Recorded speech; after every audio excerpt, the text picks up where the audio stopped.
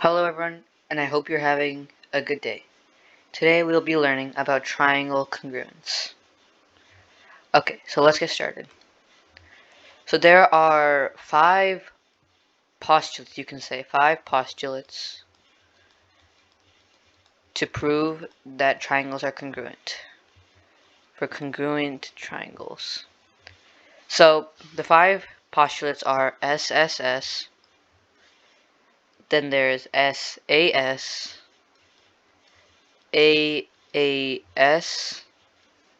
and ASA, and HL. So these are the five ways we can prove triangles to be congruent. So we'll be going one by one over each of these different ways. So let's start off with SSS. So SSS theorem, postulate. So SSS is basically side, side, side. So what that means is, say we have a triangle right here, and then we have another triangle right here. How would we know that these two triangles are congruent? Well, they've given us that this is congruent. Let me label this A, B, C, D, E, F. Okay, so they've given us that side AB is congruent to side, we'll say, FD. And they've given us that side BC is congruent to side DE. And side AC is congruent to side FE. So basically this is telling us that, so let me write this down. So side or segment AB is congruent to segment FD. Now remember, whenever you're writing these segments, they have to be corresponding with each other. So FD. What that means is that since this is upside down, we have to make sure it's labeled like this. So A to B. So then if we flip this around, F would go up here and D would come down here. So it'd be like this. So FD. Okay. FD is AB is congruent to FD. BC is congruent to DE. And AC is congruent to FE. So what this right here is telling us is that this side is congruent to this side is congruent to this side, and this side is congruent to this side. So that gives us three sides right there. So when we know that three corresponding sides of the two triangles are congruent, we can say those two triangles are congruent. And that is based on the SSS congruence postulate. So the theorem, this postulate states that if two corresponding triangles have all of their three sides that are corresponding are congruent, then the triangles are congruent. So that is the SSS congruence postulate. Now we'll move on to the SAS. So we just did SSS, so we're done. SAS. So we are going on to the SAS congruence postulate. So before we go on, we need to know what okay, before we do that, let me draw my triangles. So this is the first triangle, this is the second triangle. Okay, so this time they've given us this side is congruent. Let me label them quickly. A, B, C, X, Y, Z. Okay, so they've given us that this side is congruent to this side, or side AB is congruent to side ZX, and they've given us angle ABC, or just angle B, is congruent to angle X, and they've given us side BC is congruent to side xy. So we'll write this down. Side AB is congruent to side ABZX, ZX. Angle B is congruent to angle X, and angle segment BC is congruent to segment XY. So basically this is telling us that this side AC is congruent to this. So we have one side, and then this angle right here is congruent to this angle. So whenever we're using SAS, it's kind of like writing. So they've written us that we need a side, we need an angle, and we need a side. So we need to first have a side, which is right here. And because the A right here is written in between the two sides, the angle has to be between the two sides. Or, in other words, the angle has to be an included angle.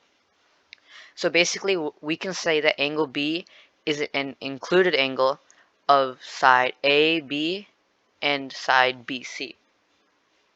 So this is something that we need to know.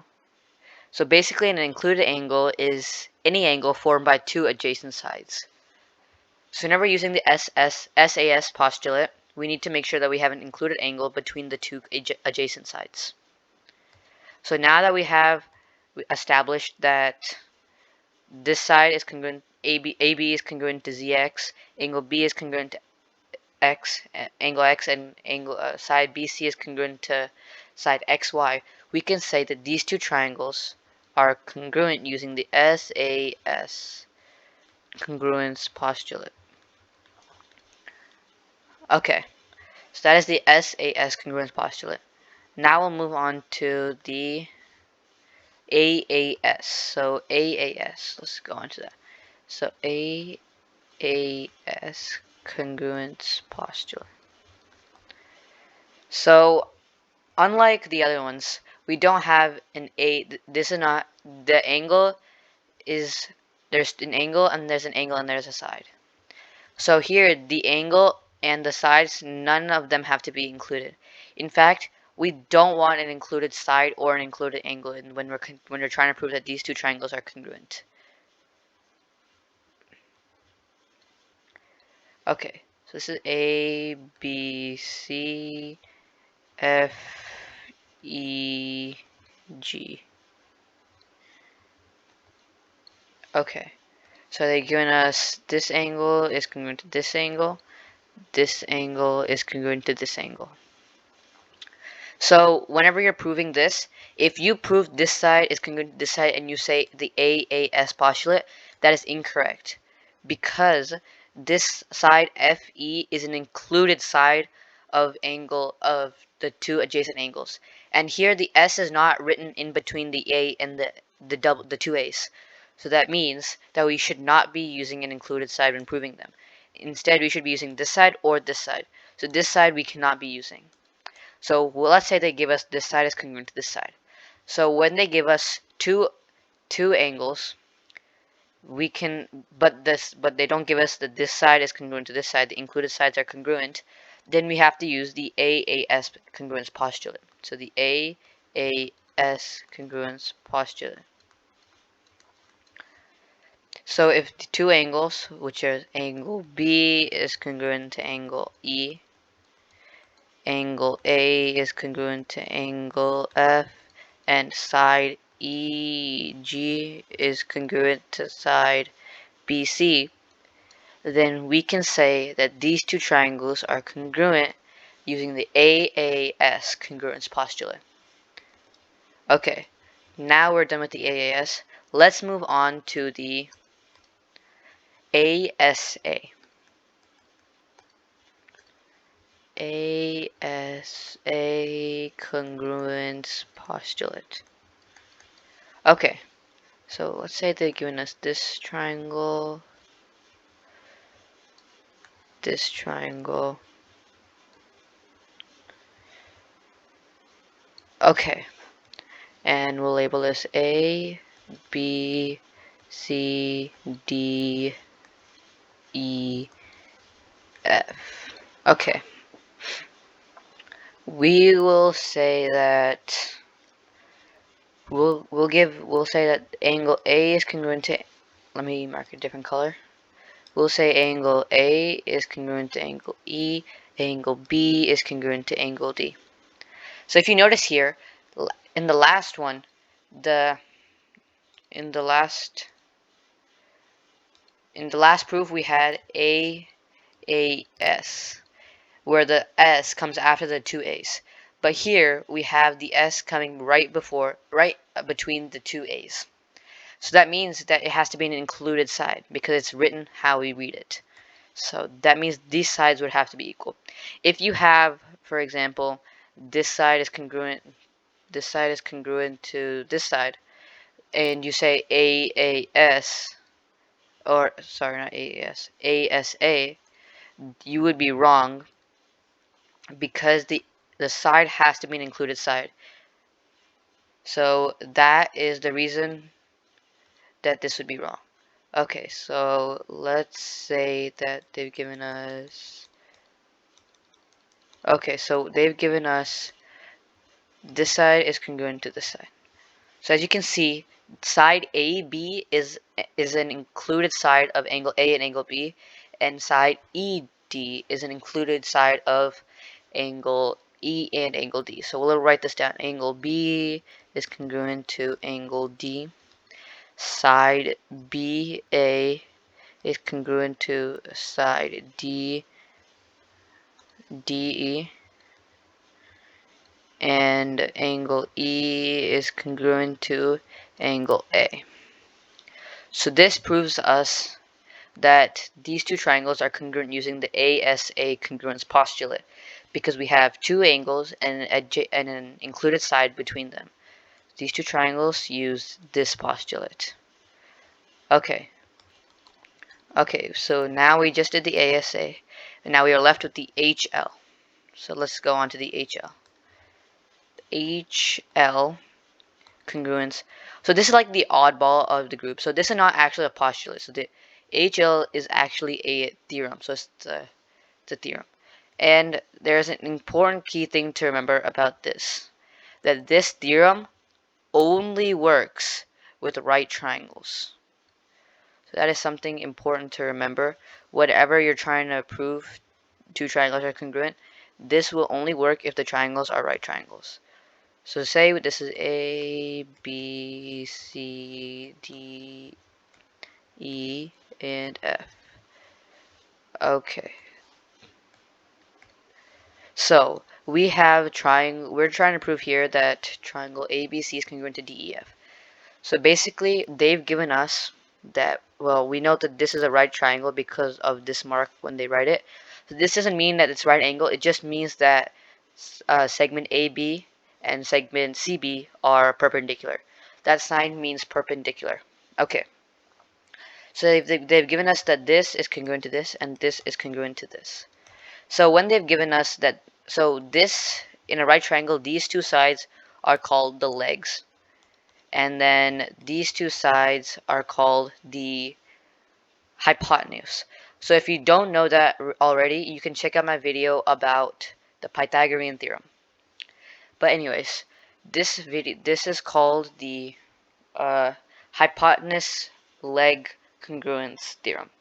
So when they've given us that one leg of the right triangle is congruent to the other leg of the corresponding triangle, and the hypotenuse of the triangle is congruent to the other corresponding side of the corresponding hypotenuse of the other triangle, then we can say the two triangles are congruent. So side AB is congruent to side DE, and side AC is congruent to side DF.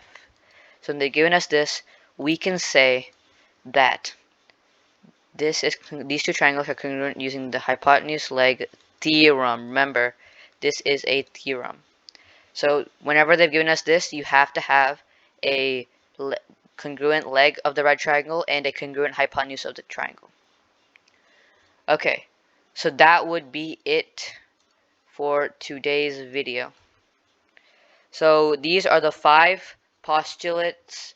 Oh, let me just, and theorems, because we have one theorem, remember, the HL, and the theorems to prove congruent triangles. So that would be it for today. If you have any other video ideas or requests, please let me know, and I'll make sure to get it done. Adios. Peace.